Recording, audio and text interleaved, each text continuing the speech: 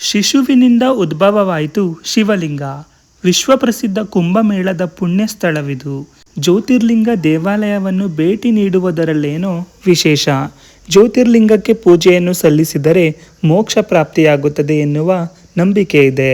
12 ಜ್ಯೋತಿರ್ಲಿಂಗ ದೇವಾಲಯದಲ್ಲಿ ಈ ದೇವಾಲಯ ಕೂಡ ಒಂದು. ಇಲ್ಲಿ ಶಿವಲಿಂಗ ಉದ್ಭವಿಸಿದ ಕಥೆಯೇ ರೋಚಕ. ಯಾವುದೀ ಜ್ಯೋತಿರ್ಲಿಂಗ ದೇವಾಲಯ? ಬನ್ನಿ ಈ ಬಗ್ಗೆ ಹೆಚ್ಚಿನ ಮಾಹಿತಿಯನ್ನು ಈ ವಿಡಿಯೋದಲ್ಲಿ ತಿಳಿದುಕೊಳ್ಳೋಣ. ಅದಕ್ಕೂ ಮುಂಚೆ ನೀವೇನಾದರೂ ನಮ್ಮ ಚಾನಲನ್ನು ಸಬ್ಸ್ಕ್ರೈಬ್ ಮಾಡಿಲ್ಲ ಅಂದರೆ ದಯವಿಟ್ಟು ಸಬ್ಸ್ಕ್ರೈಬ್ ಮಾಡಿಕೊಳ್ಳಿ. ಶಿವನ 12 ಜ್ಯೋತಿರ್ಲಿಂಗಗಳಲ್ಲಿ 3ನೆಯ ಜ್ಯೋತಿರ್ಲಿಂಗವು ಮಧ್ಯಪ್ರದೇಶದ ಉಜ್ಜಯಿನಿ ನಗರದಲ್ಲಿದೆ. ಸಾಮಾನ್ಯವಾಗಿ ಲಿಂಗಗಳಾಗಿರಬಹುದು ಅಥವಾ ದೇವಾಲಯಗಳಾಗಿರಬಹುದು ಭೂಮಿಯ ಮೇಲ್ಮೈಗಿಂತ ಎತ್ತರದಲ್ಲಿರುತ್ತದೆ. ಆದರೆ ಮಹಾಕಾಳೇಶ್ವರ ದೇವಾಲಯದ ಜ್ಯೋತಿರ್ಲಿಂಗವು ಭೂಮಿಯ ಮೇಲ್ಮೈಗಿಂತ ಕೆಳಗಿದ್ದು ದಕ್ಷಿಣ ದಿಕ್ಕಿನಲ್ಲಿದೆ. ಮಹಾಕಾಳೇಶ್ವರ ದೇವಾಲಯದ ದಂತಕಥೆ. ಪುರಾಣಗಳ ಪ್ರಕಾರ ಉಜ್ಜಯಿನಿಯ ನಗರವನ್ನು ಅವಂತಿಕ ಎಂದು ಕರೆಯಲಾಗುತ್ತಿತ್ತು. ಪುರಾಣಗಳಲ್ಲಿ ಅವಂತಿಕವು ಭಕ್ತಿ ಮತ್ತು ಸುಂದರತೆಗೆ ಹೆಸರುವಾಸಿಯಾಗಿತ್ತು. ಹಾಗೂ ಇಲ್ಲಿ ಚಂದ್ರಸೇನನೆಂಬ ಶಿವನ ಧರ್ಮನಿಷ್ಠ ಭಕ್ತ ಆಳ್ವಿಕೆಯನ್ನು ನಡೆಸುತ್ತಿದ್ದನು. ಚಂದ್ರಸೇನನಿಗೆ ಮಣಿಭದ್ರ ಎನ್ನುವ ಸ್ನೇಹಿತನಿದ್ದನು. ಒಮ್ಮೆ ಮಣಿಭದ್ರನು ತನ್ನ ಸ್ನೇಹದ ಪ್ರತೀಕವಾಗಿ ಚಂದ್ರಸೇನನಿಗೆ ಚಿಂತಾಮಣಿ ಎನ್ನುವ ಪವಿತ್ರ ಮಣಿಯನ್ನು ನೀಡಿದನು. ರಾಜ ಚಂದ್ರಸೇನನು ತನ್ನ ಸ್ನೇಹಿತ ಕೊಟ್ಟ ಉಡುಗೊರೆ ಎಂದು ಕುತ್ತಿಗೆಗೆ ಹಾಕಿಕೊಳ್ಳುತ್ತಾನೆ. ಚಂದ್ರಸೇನನು ಆ ಮಣಿಯನ್ನು ಧರಿಸುತ್ತಿದ್ದಂತೆ ಆತನ ಅರಮನೆಯು ಪ್ರಕಾಶಮಾನವಾಗಿ ಹೊಳೆಯಲಾರಂಭಿಸಿತು ಮತ್ತು ಆತನ ಖ್ಯಾತಿಯು ಹೆಚ್ಚಾಗತೊಡಗಿತು. ರಾಜನ ಹೆಚ್ಚುತ್ತಿರುವ ಖ್ಯಾತಿಯನ್ನು ಆ ಮಣಿಯ ಮಹತ್ವವನ್ನು ಅರಿತ ಇತರೆ ರಾಜರು ಹೇಗಾದರೂ ಮಾಡಿ ಆ ಮಣಿಯನ್ನು ತಮ್ಮದಾಗಿಸಿಕೊಳ್ಳಬೇಕೆಂದು ಪ್ರಯತ್ನಿಸಿದರು.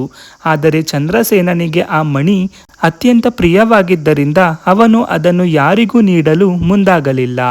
ಇದರಿಂದ ಕೋಪಗೊಂಡ ಇತರೆ ರಾಜರುಗಳು ಅವನಿಂದ ಆ ಮಣಿಯನ್ನು ಕಿತ್ತುಕೊಳ್ಳಲು ಒಬ್ಬರಾದಂತೆ ಒಬ್ಬರು ಯುದ್ಧವನ್ನು ಸಾರುತ್ತಾರೆ. ಇದರಿಂದ ಬೇಸರಗೊಂಡ ರಾಜ ಚಂದ್ರಸೇನನು ಮಣಿಯನ್ನು ಉಳಿಸಿಕೊಳ್ಳಲು ಭಗವಾನ್ ಮಹಾಕಾಳನ ಆಶ್ರಯದಲ್ಲಿ ಧ್ಯಾನ ಆರಂಭಿಸುತ್ತಾನೆ. ಶಿವಲಿಂಗದ ಪೂಜೆ. ರಾಜ ಚಂದ್ರಸೇನನು ಶಿವನ ಗಾಢವಾದ ಧ್ಯಾನದಲ್ಲಿದ್ದಾಗ ಗೋಪಿ ಎಂಬಾಕೆ ತನ್ನ 5 ವರ್ಷದ ಪುಟ್ಟ ಕಂದನನ್ನು ಕರೆದುಕೊಂಡು ದರ್ಶನಕ್ಕೆಂದು ಬರುತ್ತಾಳೆ. ಗೋಪಿ ವಿಧವೆಯಾಗಿದ್ದಳು. ಆದ್ದರಿಂದ ಅವಳೇ ತನ್ನ ಮಗುವನ್ನು ಸಾಕುತ್ತಿದ್ದಳು. ಅಲ್ಲಿ ಗೋಪಿಯ ಮಗ ಚಂದ್ರಸೇನನ ಧ್ಯಾನವನ್ನು ಕಂಡು ಪ್ರಭಾವಿತನಾಗುತ್ತಾನೆ. ಅಲ್ಲಿಂದ ಮನೆಗೆ ಹೋದ ಮೇಲೆ ಎಲ್ಲಿಂದಲೋ ಒಂದು ಕಲ್ಲನ್ನು ಮನೆಗೆ ತಂದು ಭಕ್ತಿಯಿಂದ ಅದನ್ನು ಶಿವಲಿಂಗವೆಂದು ಪೂಜಿಸುತ್ತಾನೆ.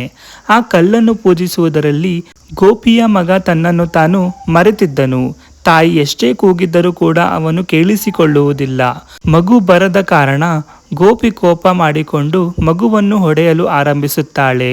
ಹಾಗೂ ಆ ಮಗು ಪೂಜೆಗೆ ತಂದಿದ್ದ ಎಲ್ಲ ವಸ್ತುವನ್ನು ಹೊರಗೆ ಎಸೆಯುತ್ತಾಳೆ. ಮಗು ಧ್ಯಾನದಿಂದ ಮುಕ್ತನಾದಾಗ ತನ್ನ ಧ್ಯಾನ ನಾಶವಾಯಿತೆಂದು ದುಃಖಪಡುತ್ತಾನೆ. ಇದ್ದಕ್ಕಿದ್ದಂತೆ ಅಲ್ಲೊಂದು ಆಶ್ಚರ್ಯಕರ ಸಂಗತಿ ನಡೆಯಿತು. ಶಿವನ ಕೃಪೆಯಿಂದ ಅಲ್ಲಿ ಸುಂದರವಾದ ದೇವಾಲಯವೊಂದು ನಿರ್ಮಾಣವಾಯಿತು. ದೇವಾಲಯದ ಮಧ್ಯಭಾಗದಲ್ಲಿ ದೈವಿಕ ಶಕ್ತಿಯ ಶಿವಲಿಂಗವೊಂದು ಉದ್ಭವವಾಯಿತು. ಮಗು ಲಿಂಗವನ್ನು ನೋಡುತ್ತಿದ್ದಂತೆ ಅದನ್ನು ಪೂಜಿಸಲು ಆರಂಭಿಸಿತು. ಇದೆಲ್ಲವನ್ನು ಕಂಡು ತಾಯಿ ಗೋಪಿ ಆಶ್ಚರ್ಯಚಕಿತಳಾದಳು. ಚಂದ್ರಸೇನನು ಮಗುವಿನ ಬಗ್ಗೆ ತಿಳಿಯಲು ಆರಂಭಿಸಿದರು. ರಾಜ ಚಂದ್ರಸೇನನು ಈ ಘಟನೆಯ ಬಗ್ಗೆ ತಿಳಿದಾಗ ಅವನು ಆ ಶಿವಭಕ್ತ ಮಗುವನ್ನು ಭೇಟಿಯಾಗಲು ಹೋದನು. ರಾಜ ಚಂದ್ರಸೇನನ ಜೊತೆ ಇತರ ರಾಜರು ಕೂಡ ಮಗುವನ್ನು ನೋಡಲು ಸಿದ್ಧರಾದರು. ಎಲ್ಲ ರಾಜರು ಚಂದ್ರಸೇನನ ಬಳಿ ಕ್ಷಮೆಯನ್ನು ಯಾಚಿಸಿದರು. ಹಾಗೂ ಎಲ್ಲ ರಾಜರು ಸೇರಿಕೊಂಡು ಮಹಾಕಾಳನನ್ನು ಪೂಜಿಸಲು ಆರಂಭಿಸಿದರು. ಮಹಾಕಾಳೇಶ್ವರ ಜ್ಯೋತಿರ್ಲಿಂಗದ ಮಹತ್ವ. ಪ್ರತಿದಿನ ಬೆಳಿಗ್ಗೆ 4 ಗಂಟೆಗೆ ಆರತಿಯನ್ನು ಆಚರಿಸಲಾಗುವ ಏಕೈಕ ಜ್ಯೋತಿರ್ಲಿಂಗ ಮಹಾಕಾಳೇಶ್ವರ.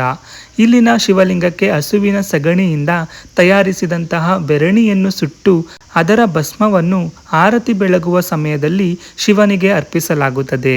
ಇದನ್ನು ಭಸ್ಮಾರತಿ ಎಂದು ಕರೆಯಲಾಗುತ್ತದೆ.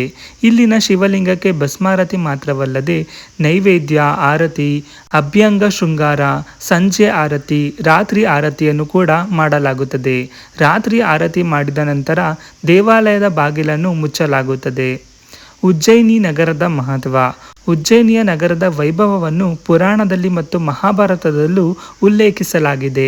ಶ್ರೀಕೃಷ್ಣ ಮತ್ತು ಆತನ ಸಹೋದರ ಬಲರಾಮರು ಇಲ್ಲಿನ ಸಂದೀಪನಿ ಆಶ್ರಮದಲ್ಲಿ ಅಧ್ಯಯನ ಮಾಡುತ್ತಿದ್ದರು ಎನ್ನಲಾಗುತ್ತದೆ. ಗುರು ಸಿಂಹ ರಾಶಿಯನ್ನು ಪ್ರವೇಶಿಸಿದಾಗ ಪ್ರತಿ 12 ವರ್ಷಗಳಿಗೊಮ್ಮೆ ಇಲ್ಲಿ ಪ್ರಸಿದ್ಧ ಕುಂಭಮೇಳವನ್ನು ಹಮ್ಮಿಕೊಳ್ಳಲಾಗುತ್ತದೆ. ಇದನ್ನು ಸಿಂಹಸ್ಥ ಮೇಳವೆಂದು ಕರೆಯಲಾಗುತ್ತದೆ. ಸಲೀಲಾ ಕ್ಷಿಪ್ರ ನದಿ ಕೂಡ ಇದೇ ಸ್ಥಳದಲ್ಲಿದೆ. ಈ ನದಿಯನ್ನು ಗಂಗೆಯಷ್ಟೇ ಪವಿತ್ರ ನದಿ ಎಂದು ಹೇಳಲಾಗುತ್ತದೆ. ಉಜ್ಜಯಿನಿ ಮಹಾಕಾಳೇಶ್ವರ ದೇವಾಲಯವನ್ನು ನಾವು ವರ್ಷದ ಯಾವ ದಿನ ಬೇಕಾದರೂ ಭೇಟಿ ನೀಡಬಹುದು. ಇಲ್ಲಿ ಎಲ್ಲ ಹಬ್ಬವನ್ನು ಅದ್ದೂರಿಯಾಗಿ ಆಚರಿಸಲಾಗುತ್ತದೆ. ಇಲ್ಲಿ ಇರುವ ಶಿವಲಿಂಗವು ಉದ್ಭವ ಲಿಂಗವಾಗಿದೆ. ಈ ಮಾಹಿತಿ ನಿಮಗೆ ಇಷ್ಟವಾಗಿದ್ದಲ್ಲಿ ಈ ವಿಡಿಯೋಗೆ ಲೈಕ್, ಶೇರ್, ಕಮೆಂಟ್ ಮಾಡಿ. ಹಾಗೆಯೇ ನಮ್ಮ ಚಾನಲನ್ನು ಸಬ್ಸ್ಕ್ರೈಬ್ ಮಾಡಿಕೊಳ್ಳಿ. ಧನ್ಯವಾದಗಳು.